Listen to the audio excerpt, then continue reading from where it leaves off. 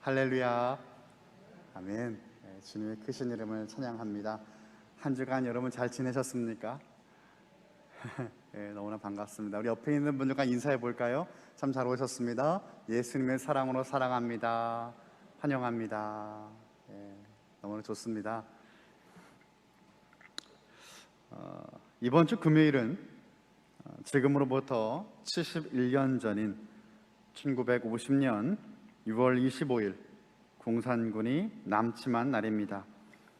하나님께서 우리나라를 사랑하시고 보호하셔서 우리는 오늘도 자유롭게 우리나라 대한민국에서 하나님을 섬기고 예배할 수 있게 되었습니다.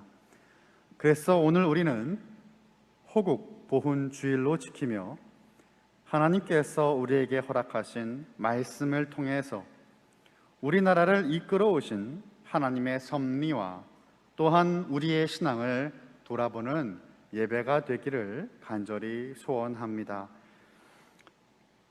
2002년에 유명했던 공익 광고가 있었습니다. 우리 한번 화면에 띄워주실까요? 혹시 기억이 나실지 모르겠습니다. Pride of Korea라는 문구가 실린 광고였어요. 한국의 프라이드, 한국의 자부심, 긍지라는 의미일 것입니다. 2002년이면 온 나라가 월드컵으로 흥분하였던 때였습니다. 16강을 한 번도 진출하지 못했던 나라가 월드컵 공동 개최국이 되었고 월드컵 4강에 진출하게 되는 꿈같은 일이 일어났습니다. 이때 공익 광고가 나온 것이죠. 제가 공익 광고의 문구를 읽어드리겠습니다. 여러분 눈으로 같이 보시면 좋겠어요. Pride of Korea. 월드컵은 월드컵 경기만이 아니었습니다. 월드컵은 4,700만이 하나가 되는 거대한 축제였습니다. 월드컵은 월드컵 4강의 드라마만은 아닙니다. 월드컵은 세계를 놀라게 하고 한국인이 자신감과 긍지를 되찾은 위대한 드라마였습니다. 이제 우리 스스로를 놀라게 한 하나된 마음으로 대한민국의 활력과 자신감을 더 크게 키워 갑시다. 더 큰 대한민국의 꿈을 만들어 갑시다. 아멘을 하시면 안 되고요. 예, 기억에 남는 광고였던 것 같습니다. 그때 감격과 감동이 떠오르는 것 같아요. 저는 2002년 월드컵 경기를 미국에서 보았습니다. 그 당시 한국인이라는 것만으로도 참으로 자랑스럽고 뿌듯하였어요. 말 그대로 Pride of Korea였습니다. 근데 여러분 여기서 Pride라고 하는 그 단어를 사용할 때 우리가 기억해야 될 것이 있습니다. 내가 뭔가 이뤄놓은 것이 과연 나에게 참된 프라이드인가? 우리의 프라이드는 여러분 내가 만든 것이 되어서는 안 됩니다. 그것은 영원하지 않잖아요. 언젠가는 프라이드인 것이 또 내일은 프라이드가 안 될 수도 있는 것은 영원한 프라이드라고 할 수가 없어요. 우리에게 프라이드는 하나님을 믿는 믿음이 되어야 되는 것입니다. 믿음은 내가 만들 수 있는 것이 아닙니다. 믿음은 선물입니다. 하나님이 우리에게 주신 그 믿음이야말로 우리의 삶의 가장 큰 프라이드임을 믿으시기 바랍니다. 진짜 한국의 프라이드는 우리의 힘으로 무언가를 이룬 것이 아니라 하나님께서 지금도 우리를 붙드시고 인도하신다라는 그 믿음이 우리의 프라이드가 되어야 합니다. 오늘 말씀은 고린도후서 13장의 말씀이에요. 제가 고린도후서를 쭉 강의했던 것이 아니기 때문에 그 배경을 좀 설명을 먼저 드리고자 합니다. 사도 바울은 2차 전도 여행 기간에 처음으로 고린도를 방문하였고 1년 반 동안 머무르며 교회를 세웠습니다. 그리고 바울은 3차 전도 여행 중에 에베소에서 2년 동안 사역을 합니다. 이 기간에 고린도 교회의 여러 문제들을 편지를 써서 해결하려고 하였습니다. 사도 바울이 두 번째 고린도를 방문한 이후 교회 안에서 바울을 반대하는 이들로부터 개인적인 공격을 당했고 교회는 바울에게 힘을 실어주지 못하였습니다. 결국 바울은 다시 계획을 바꾸게 되고 패배감과 절망감을 가지고 에베소로 돌아오게 되었던 것이지요. 에베소로 돌아온 바울은 고린도 교회에게 다시금 엄중히 권고하는 서신을 써서 보내게 됩니다.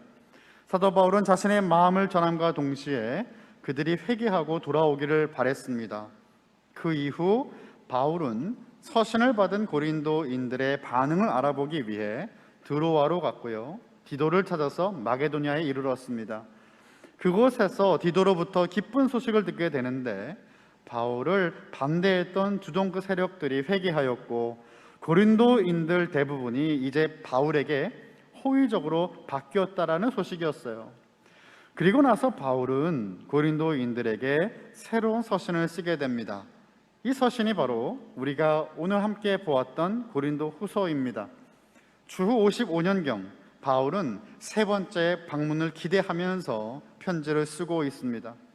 고린도 후서에서 바울은 회개한 이들을 용서하고 받아들이되 여전히 바울을 반대하는 이들에게는 회개를 촉구하고 있어요. 다른 서신들의 마무리와는 달리 오늘 고린도서 13장이 이제 마지막 장인데 정말 진지하고 엄한 분위기로 맞춰지게 됩니다. 이것은 거짓 교사들 때문에 위험에 처한 교회의 상황을 배경으로 하였던 갈라디아서와 비슷한 결말입니다. 평안해 보이지만 그 안에는 여전히 문제가 있는 고린도 교회를 향한 바울의 메시지를 우리도 함께 살펴보면서 하나님께서 오늘 우리에게 말씀하시는 메시지를 두 가지로 정리해 보기 원합니다. 첫 번째는 너희는 너희 자신을 시험하라입니다. 너희 자신을 시험하라. 오늘 본문 13장에서 사도 바울은 자기 스스로를 시험했던 그 믿음의 척도, 기준을 고린도 교회 성도들에게 나누어 주었어요. 여러분, 사도 바울이 그냥 아무 말이나 던진 것이 아닙니다. 그의 신앙의 경험과 하나님과의 관계와 말씀을 통해서 그가 경험했던 그 하나님의 그 신앙의 척도를 나누어주고 있는 것이에요. 믿음을 통과해야 되는 시험처럼 그 믿음을 설명하며 증거했던 것입니다. 우리도 삶에서 시험은 피할 수 없는 과정입니다. 학교를 가기 위해 시험을 쳐야만 되었고 학교의 성적을 받기 위해 시험을 칩니다. 학교를 졸업하면 시험이 끝날까요? 그렇지 않죠. 취업을 위해서 시험을 치기도 합니다. 이처럼 학문적이고 정문적인 시험 외에도 삶으로 치러야 되는 시험들도 있습니다. 병, 고난, 깨어진 관계, 실패 등과 같은 이러한 우리의 환경 속에서의 시험도 있고, 그리고 뿐만 아니라 의심과 두려움과 같은 개인적인 믿음의 시험에도 부딪히게 될 때가 있어요. 우리 그런 말들을 너무나 쉽게 사용할 때가 있죠. 내가 시험에 들었어. 저분이 시험에 들었어. 여러분, 이 말은 참 무서운 말입니다. 이러한 시험이 올 때 우리는 무엇으로 대비해야 될까요? 무엇으로 어떻게 준비를 해야 되는 것입니까? 여러분, 다른 것 없습니다.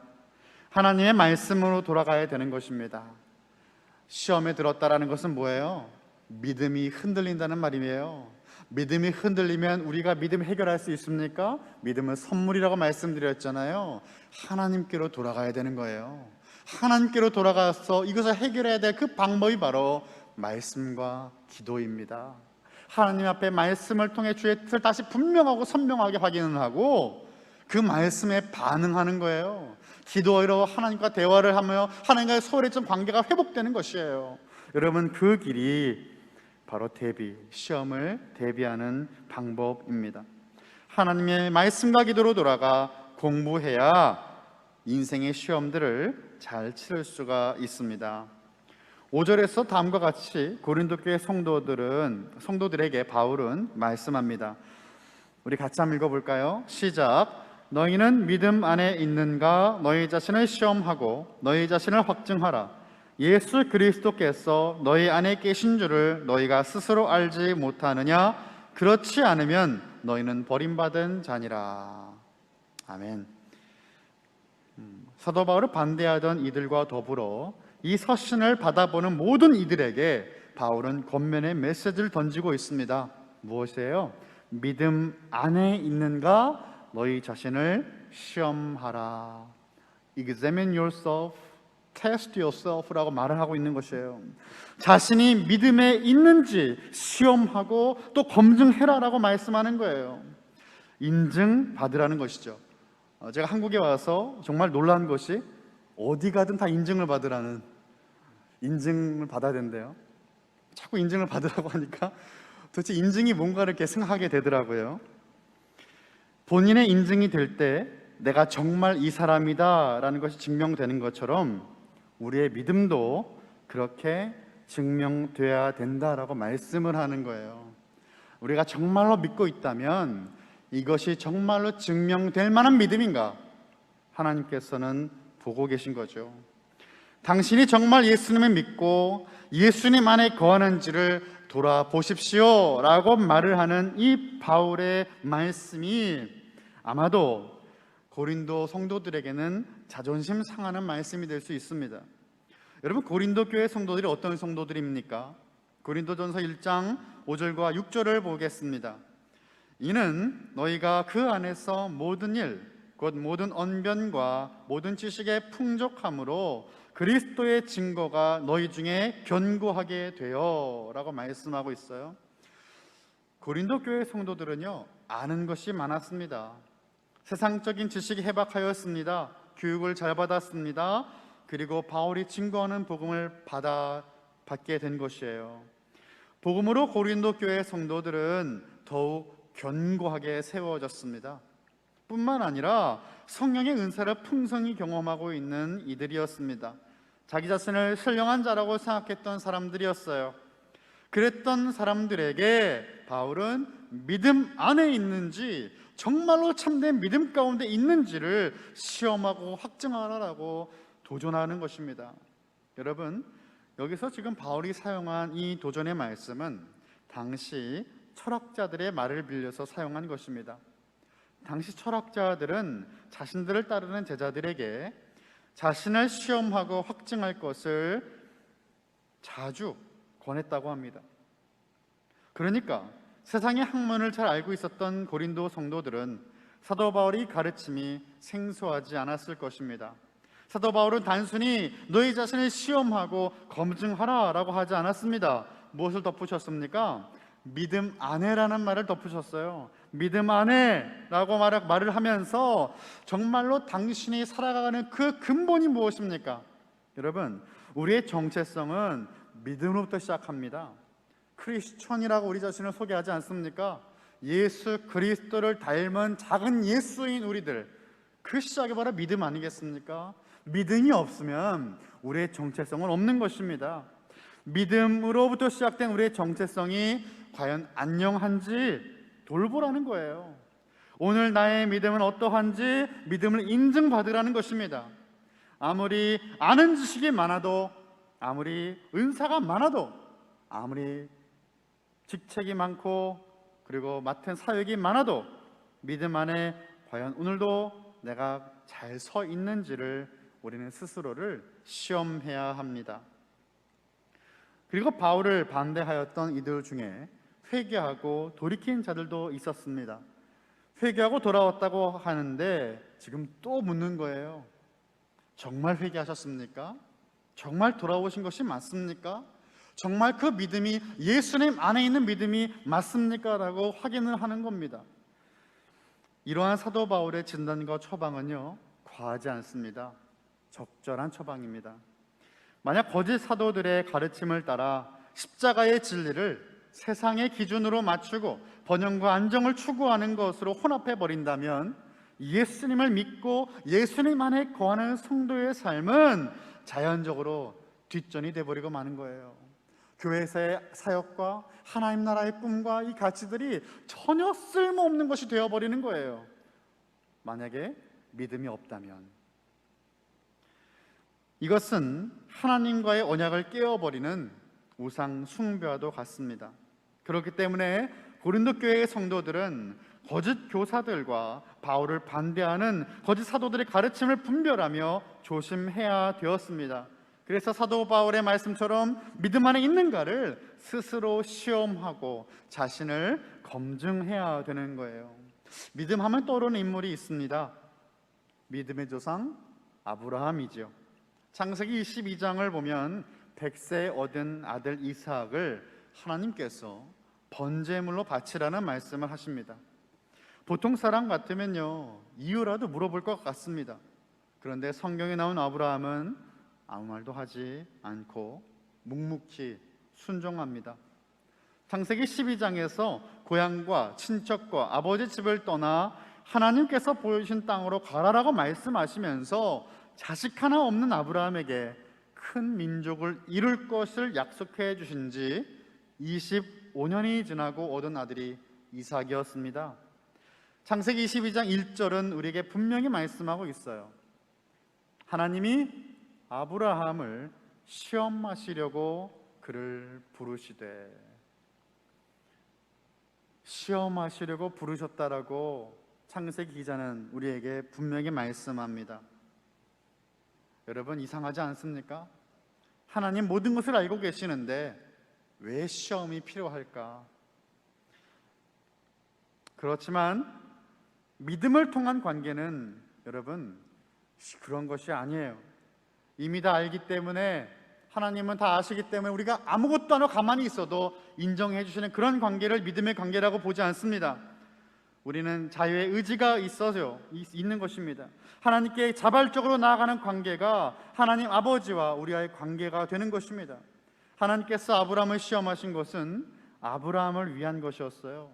그리고 아브라함을 시험하시는 말씀은 오늘을 살아가는 우리들에게도 도전과 유익을 주는 것입니다.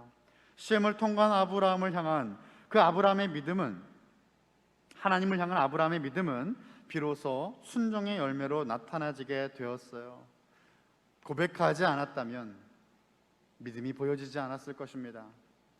하지만 하나님 앞에 반응하였기 때문에 그 믿음은 이제 비로소 아브라함의 것이 되었어요.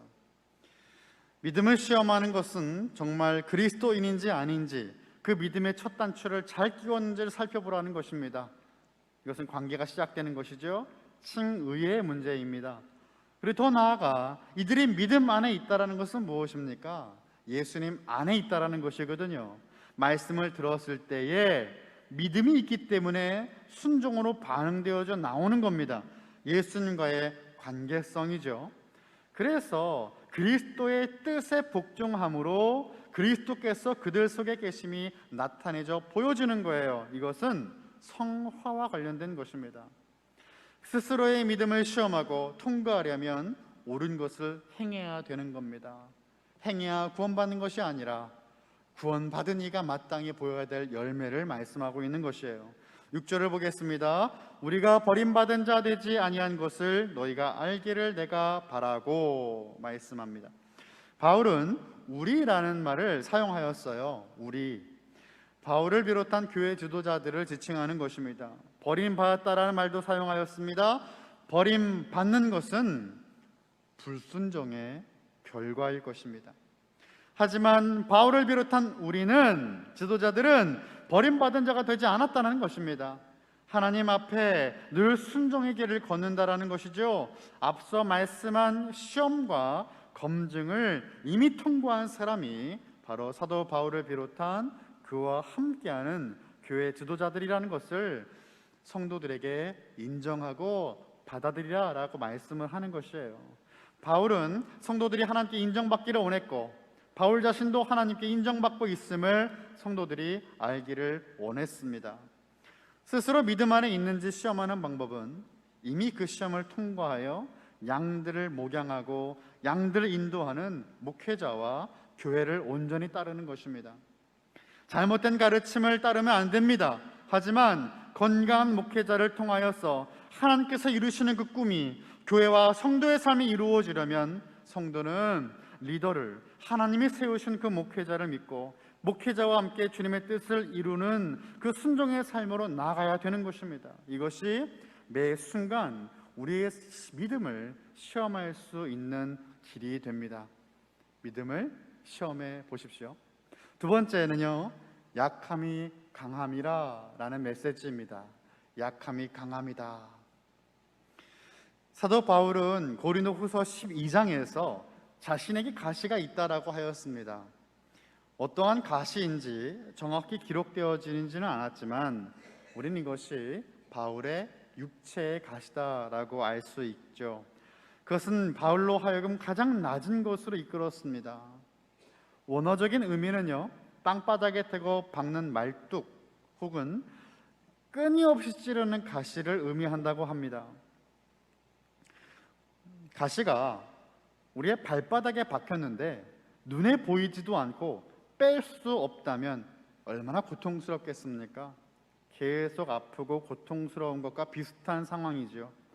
어떤 신학자는요, 이 가시를 이렇게 설명하였어요. 이것을 몸속에, 그리고 하나님의 뜻이 깊이 관통되어 있어서 도저히 제거가 불가능한 날카롭고 고통스러운 어떤 것이다라고 설명을 하였습니다. 이처럼 바울은 약하지만 그가 증거하는 그리스도는 강하다라는 것을 오늘 본문에서는 증거를 하는 것이지요. 3절과 4절을 제가 읽어보겠습니다. 이는 그리스도께서 내 안에서 말씀하시는 증거를 너희가 구함이니 그는 너희에게 대하여 약하지 않고 도리어 너희 안에 강하시니라. 그리스도께서 약하심으로 십자가에 못 박히셨으나 하나님의 능력으로 살아계시니 우리도 그 안에 약하나 너희에게 대하여 하나님의 능력으로 그와 함께 살리라. 아멘. 예수님은 십자가에 달리시기 전부터 이미 하나님의 능력을 가지고 계셨어요. 마태복음 26장을 보면 예수님을 잡으려고 올라온 이들과 맞닥뜨리는 장면을 볼 수가 있습니다. 예수님의 제자 중 하나가 예수님을 잡으러 올라온 대제사장 종의 귀를 칼로 잘랐을 때 칼을 가진 자는 다 칼로 망한다고 말씀하시면서 너는 내가 내 아버지께 구하여 지금 12군단 더 되는 천사를 보내시게 할 수 없는 줄로 아느냐라고 말씀을 하셨어요. 예수님은 권능과 능력이 있으시지만 그럼에도 불구하고 연약하기로 선택을 하신 것입니다. 연약함을 따라 십자가로 나아가신 거예요. 그리고 마침내 예수님의 부활하심 속에 그 무한한 능력이 나타난 것입니다. 에베소서 1장 20절부터 21절의 말씀입니다. 그의 능력이 그리스도 안에서 역사하사 죽은 자들 가운데서 다시 살리시고 하늘에서 자기의 오른편에 앉히사 모든 통치와 권세와 능력과 주권과 이 세상뿐 아니라 오늘 세상에 일컫는 모든 이름 위에 뛰어나게 하시고. 아멘. 예수님의 힘과 능력은 죽은 자들 가운데서 다시 사신 부활을 보면 알 수가 있습니다. 하나님이 이제 우편에 앉으신 예수님의 이름이 모든 이름 위에 뛰어나게 하신다라고 말씀하셨어요. 예수님은 십자가에 달려 죽으셨지만 하나님의 능력으로 살아나셨습니다. 약하게 보이지만 강하게 우리 안에 역사하시는 분이 바로 예수님이신 거예요. 예수님을 믿었던 바울도 그렇습니다. 9절입니다. 우리가 약할 때에 너희가 강한 것을 기뻐하고 또 이것을 위하여 구하니 곧 너희가 온전하게 되는 것이라 라고 말씀하죠. 우리가 약할 때라고 하였어요. 사람들이 보기에 그가 약해 보일 수 있습니다. 8절을 보면 진리를 거슬러 아무것도 할 수 없다고 고백하지요. 그리고 바울 사도를 따르는 것은 오직 진리를 위한 것이라고 말씀하잖아요. 세상에 두 조각이 나도 진리의 말씀만을 붙들고 진리를 위한 것이라면 무엇이든 감당하고 행동으로 옮기는 바울을 보며 사람들은 어쩜 이렇게 사람 융통성이 없나, 어쩜 이렇게 약하고 보잘것이 없나 라고 생각할지도 모르겠습니다. 하지만 세상의 눈으로 보면 그는 너무나 약했지만 그는 그 누구보다 강했습니다. 예수 그리스도의 강함이 그의 것이 되었기 때문이에요. 고린도후서 8장 9절의 말씀처럼 부요하게 하신 예수님께서 친히 우리를 위하여 가난하게 되심은 바로 우리를 부요케 하기 위해서라고 말씀을 하셨습니다. 사랑하는 성도 여러분, 자식을 위하여 희생하는 부모는 그것을 당연하다라고 생각합니다. 생색 내려고 하지 않습니다. 바울도 그렇습니다. 영적인 자식과 같은 고린도 성도들을 바라보며 그들이 바로 세워지고 온전하게 될 수 있다면 자신이 약해지는 것은 개의치 않는 것이에요. 그러므로 사도 바울은 연약함 속에서 예수님을 통하여 강하게 되었고, 고린도 성도들도 바울을 통하여 약함이 강함이 되었습니다. 그리고 바울은 고린도 교회 성도들이 강하게 세워짐을 기뻐한다라고 말을 하고 있습니다. 그리고 지속하여 간구하는 것은 무엇입니까? 성도들이 온전하게 되는 것을 간구한다라고 말씀하는 거예요. 여러분, 온전함이라고 하는 이 단어를 헬라어로 보면 카타르티신이라는 단어입니다. 이 단어는 회복으로 번역을 할 수도 있습니다. 회복. 복음서를 보면요, 이 명사가 동사로 쓰여져 있을 때, 카타르티조라는 단어로 쓰여졌을 때 그물을 깁다, 그물을 수선하다에 사용된 단어임을 살펴볼 수가 있습니다. 예수님의 제자들이 밤새도록 고기를 잡았지만 한 마리도 잡지 못하고 아침에 그물을 씻으며 수선하는 모습 기억나십니까? 우리의 인생도 그렇습니다. 뭔가 한 것 같은데 텅 비어 있습니다. 고기가 있어야 될 자리에 고기는 없고 해초만 가득한 그물입니다. 예수님 앞에서 그 허전함이 이제는 회복이 되는 거예요. 카타르티조, 온전한 회복은 예수 그리스도 안에서 경험되는 것입니다. 바울이 고린도 성도들을 위하여 기도한 것은 그들의 온전한 회복을 말하고 있습니다. 연약함을 주신 하나님은 그 안에서 우리가 온전하게 회복되기를 원하고 계시는 거예요. 1950년 6.25 사변 때 인민군대가 남한을 거의 다 점령했을 때의 일입니다. 부산에 있는 초량교회에 전국의 목사님들이 다 피난으로 몰려오게 되었습니다. 당시 초량교회 담임 목사님이셨던 한상동 목사님은 존경받는 목회자였고 영적인 통찰력으로 아주 뛰어나셨던 분이었습니다. 멸망 직전에 놓인 대한민국의 살 길은 하나님을 찾는 길밖에 없는 줄을 알고 당시 한국 보수신학의 쌍벽을 이루었던 박형영 박사님과 박윤선 목사님을 모시고 집회를 열게 됩니다. 전국에서 목사님들이 어쩔 수 없이 부산으로 피신을 가 있는 그때에 하나님은 목회자들을 회복시키시고 그들로 하여금 기독해 하셨던 것입니다. 초량교회의 집회를 통해 철저하게 회개하면서 하나님을 찾게 되었습니다. 여러분, 그에 놀라운 일이 벌어집니다. 인천 상륙작전의 성공으로 1950년 9월 28일 다시 서울을 탈환하여 우리 민족의 살 길이 열리게 된 것입니다. 약함이 강함이 되었습니다. 우리의 힘으로는 실패하였고 나의 강함을 자랑하려 했지만 철저하게 겸손해진 바로 그때에 오직 하나님을 찾고 회개하며 돌이키게 되었고 하나님은 온전한 회복을 허락하시는 것입니다. 예수님의 이름을 붙잡고 회개하여 주님께 돌아갈 때에 우리는 한 번도 경험해 보지 못한 온전한 회복을 경험하게 될 것입니다. 회복이 무엇입니까? 원래의 모습으로 돌아가는 것입니다.